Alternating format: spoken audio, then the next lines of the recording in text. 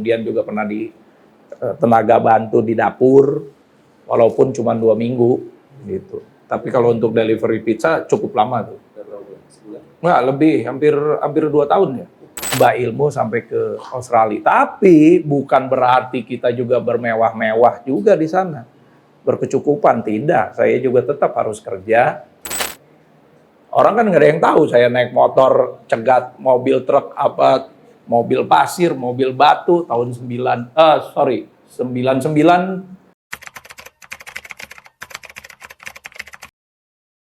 Orang nggak tahu ada prosesnya. Nah, ini dia. Orang nggak tahu kalau zaman kuliah juga kita sama aja sama mahasiswa yang lain. Jadi uang dibatasi, walaupun dikirim kuliahnya ke luar negeri. Saya diberikan kesempatan untuk menimba ilmu sampai ke Australia. Tapi bukan berarti kita juga bermewah-mewah juga di sana. Berkecukupan, tidak. Saya juga tetap harus kerja. Buat ada tambahan, harus saving, ya, nabung. Pernah jadi delivery pizza atau makanan-makanan restoran, fast food, kemudian juga pernah di tenaga bantu di dapur, walaupun cuma 2 minggu gitu. Tapi kalau untuk delivery pizza cukup lama tuh. Nggak, lebih, hampir 2 tahun ya. Karena itu kan sebetulnya kalau di sana bukan, ya bisa dibilang freelance lah. Ketika kita nganter itu ada porsinya. Jadi kita berharap dari uang tip aja, dari yang nggak lebih dari $2-3 per delivery. Tapi kalau dapat semalam ada 10 delivery kan lumayan. Kuliah pada saat saya nyampe di sini lagi krisis moneter. Awal 98. Yang ada semua lagi PHK, nggak ada kerjaan. Kemudian sudah beristri. Oh, nikahnya pas kuliah? Sudah pas kuliah. Sudah beristri, waktu itu 01 tahun dulu, persis sebelum saya pulang, istri saya sedang hamil. Jadi, ya bayangkan, pulang ke sini dengan harapan orang tua, sertifikat yang kita raih dari Australia itu bisa bernilai di Indonesia. Tapi ternyata pada saat itu nggak ada. Mau lagi kembali ke Australia sama juga. Di Melbourne juga sedang krisis ekonomi. Di sana juga sama. Jadi yang diprioritaskan di sana itu, quote unquote ya, tanpa tertulis, itu adalah warga negara Australia terlebih dahulu. Yang berpendidikan S1 itu yang diprioritaskan. Kemudian warga negara Australia yang lulusan SMA, barulah setelah itu warga negara luar yang berpendidikan S1. Jadi kita nih grade ketiga. Bapak kembali ke sini, saya harus menghidupi keluarga kecil saya. Kerja apa dulu, Pak? Ya kerja sambilan juga, jadi ikut kontraktor. Orang kan nggak ada yang tahu saya naik motor, cegat mobil truk, mobil pasir, mobil batu, tahun 99 sampai 2002. Itu mulai dari ikut orang dulu, bayangin aja sarjana bisnis, lulusan luar negeri, fakultas bisnis, spesialis di perdagangan internasional, pulang ke sini jadi kontraktor bangunan untuk bangun jalan dan irigasi. Dan belajar lagi. Itu kan nggak ada yang tahu. Dan buka warung tenda juga. Yang tahu nih teman-teman kecil saya aja semua. Warung tenda? Iya. Bapak yang... Di belakang pendopo lagi bukanya. Bapak ikut melayani? Nggak ikut melayani. Jadi beres dari proyek, sekalian nongkrong juga sih waktu itu. Beres dari proyek ya buka warung dengan teman-teman yang pada saat itu juga nggak punya kerjaan. Kan rame waktu itu, mulai dari warung tenda Semanggi, ya Parkir Timur, terus mewabah lah di Tangerang. Nah, di Tangerang kota itu kita buka warung tenda di belakang pendopo, Jalan Baru. Sempat ngelayanin makanan, warung kita jualan ya tadi makanan-makanan ringan, ada mie instan, ada sup-supan, nasi goreng, ya jadi chef juga. Kan itu nggak ada yang tahu tuh. Semua orang taunya ketika kita udah berhasil. Iya, hikmahnya kita dikirim ke sana itu membuat saya menjadi mandiri. Membuat saya jadi mandiri, membuat saya bisa melihat dan juga menghadapi tantangan hidup, ya. Kemudian juga menempa mental saya di sana.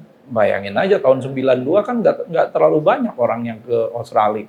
Dan di sana masih cukup ada beberapa kejadian ketika ya rasisme masih terjadi, kemudian juga kita ada konflik dengan tim Timur Timur. Nah, itu juga menjadi bagian dari perjalanan pengalaman saya di sana.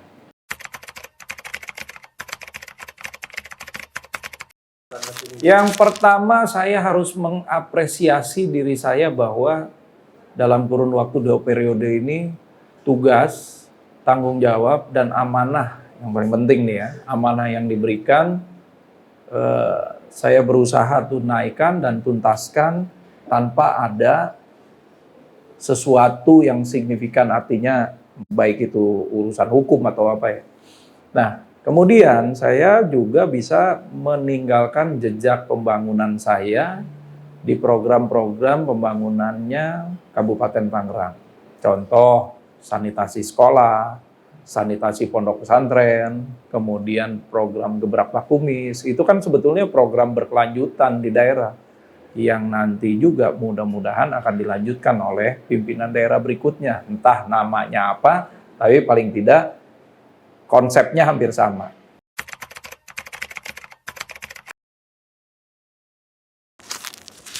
Ada 2 mayor titik kemacetan di Kabupaten Tangerang. Satu di Jalan Raya Cisauk, mengenai perlintasan kereta. Satu lagi adalah di Jalan Raya Tangerang Serang, yaitu pintu keluar tol Bitung Curug. Kenapa saya katakan belum sempurna? Karena sekarang masih dalam proses pembangunannya di sana. Flyover Cisauk kondisinya sudah hampir 80%. Kemudian underpass di Bitung itu yang dikerjakan oleh APBN, pembebasan lahannya oleh APBD Kabupaten, ini kondisinya masih sekitar 20%. Jadi ini masih belum sempurna.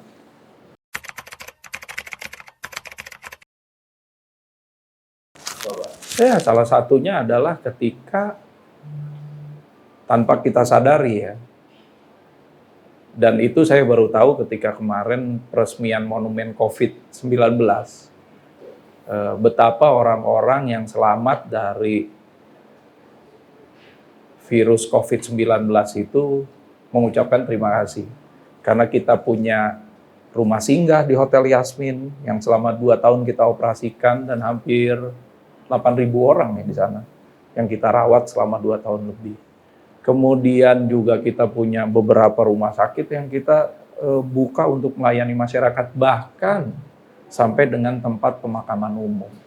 Yang pada saat itu masih banyak kontroversi dan penolakan untuk masyarakat yang terpapar dan diduga terpapar COVID dimakamkan di tempat pemakaman umum. Tangerang nggak ada itu, kita punya semuanya. Dan ucapan terima kasih itu saya terima, itu yang paling berkesan buat saya. Makanya kita mengingat para tenaga medis yang wafat, gugur pada saat menangani COVID dan terpapar COVID, ya kita bangunkan mereka sebuah monumen di Solear untuk mengingat jasa-jasa mereka itu.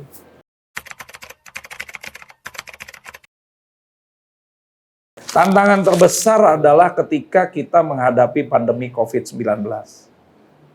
Ini tantangan terbesar yang saya alami manakala di masa jabatan saya sebagai pimpinan daerah di Kabupaten Tangerang. Bayangkan kita tidak pernah punya fantasi atau mimpi bahwa September 2023 kita bisa duduk bersama satu ruangan tanpa jarak, tanpa masker. Kalau kita flashback ke September tahun 2020, siapa yang berani bermimpi bahwa kita akan hidup di September 2023? Nggak ada. Pada saat itu September 2020 pikiran kita hanya kapan kita tertular, kapan kita masuk ke rumah sakit, dan kapan kita sembuh atau bahkan masuk ke liang lahat. Ya kan? Jadi tantangan terbesar di sana. Belum lagi pada saat itu kondisi ekonomi memburuk, semua harus stop. Kondisi sosial yang sangat rentan. Kalau kita bicara masalah pandemi dan kesehatan di tahun 2020 sampai 2021 bahkan 2022, itu adalah tantangan terbesar.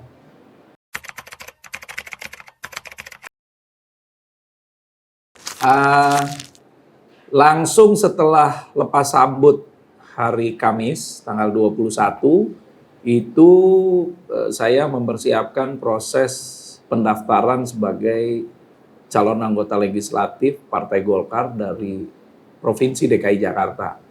Tepatnya di Dapil Jakarta 3, yaitu Jakarta Utara, Jakarta Barat, dan Kepulauan Seribu, daerah pemilihannya. Nah, beberapa hari ini memang disibukkan dengan agenda-agenda di Partai Golkar Jakarta yang memang saya sebagai Ketua DPD Partai Golkar Provinsi DKI Jakarta. Jadi lepas dari Tangerang langsung disibukkan dengan urusan partai. Terlebih lagi DPD Golkar DKI Jakarta ini diberikan tugas dan juga target untuk menambah suara Partai Golkar, menambah kursi di DPRD Provinsi DKI Jakarta maupun kursi di DPR RI, plus memenangkan calon presiden Partai Golkar.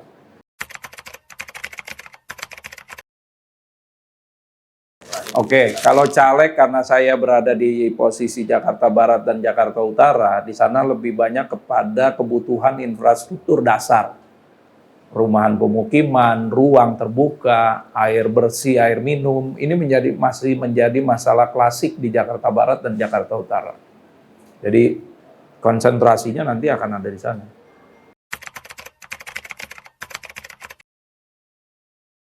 Tantangannya ini adalah daerah baru. Ya, saya keluar dari zona nyaman saya yang ada di Tangerang Raya maupun di Banten Provinsi. Ini adalah daerah baru yang saya harus memulai lagi dari bawah untuk memperkenalkan diri saya di Jakarta 3 ini. Artinya ya tentu saja tantangannya akan banyak walaupun saya sebagai Ketua Golkar Jakarta punya jejaring sampai bawah, tetap harus bekerja dan kemudian harus berada di tengah masyarakat. Agar masyarakat bisa kenal dan punya keterikatan emosi. Ketika mereka bisa berinteraksi langsung, mereka bisa menilai kapasitas dan kualitas dari saya maupun para kader Golkar yang lain. Nah, disitulah bisa membangun kepercayaan masyarakat.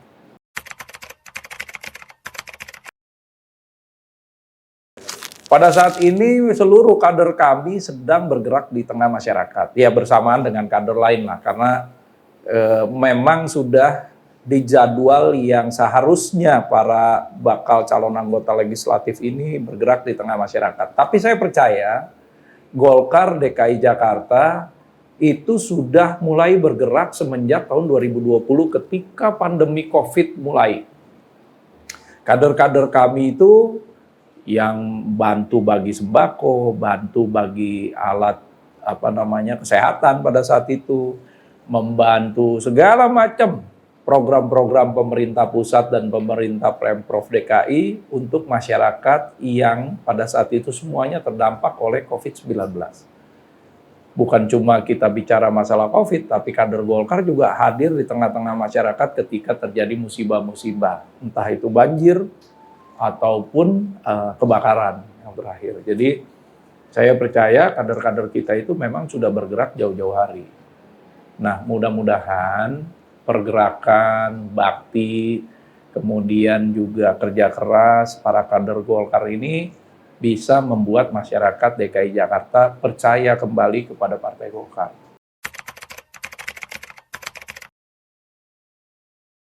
Jangan mudah menyerah. Hidup itu harus punya inovasi, harus punya keahlian, dan jangan mudah putus asa. Udah itu aja. Sama terakhir, jangan lupa, sebetulnya ini juga yang di awal, yang paling penting. Percaya sama yang di atas. Ada Allah gitu aja.